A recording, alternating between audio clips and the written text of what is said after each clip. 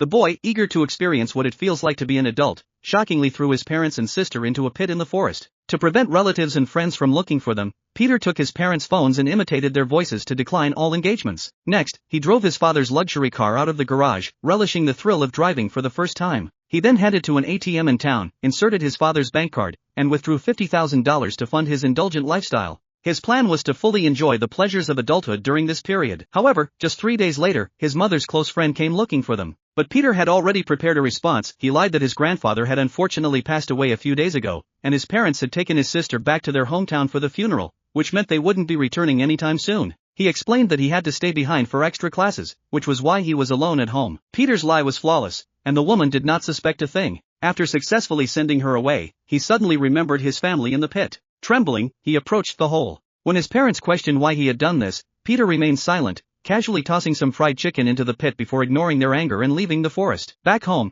he set up a gaming console in his room and began enjoying carefree gaming sessions. Meanwhile, the 3 people trapped in the pit attempted to climb out, but their efforts were in vain. The pit was incredibly deep, making it impossible to scale it with bare hands. His starving sister reached for the food, but their father stopped her. In his view, this was merely Peter's charity, and he refused to accept handouts. However, the hunger pangs in their stomachs eventually forced them to eat. Meanwhile, Peter was at home leisurely playing the piano. As heavy rain poured outside, he remained completely unfazed. In contrast, the 3 people in the pit were in misery. Without any cover over the hole, they were drenched by the downpour. It wasn't until the next day that Peter remembered his family in the pit. To prevent them from freezing to death, he considerately brought them clothes and blankets. His mother pleaded with Peter to show mercy and let them go. Yet, Peter remained silent as ever, simply tossing the items into the pit before turning away and leaving again.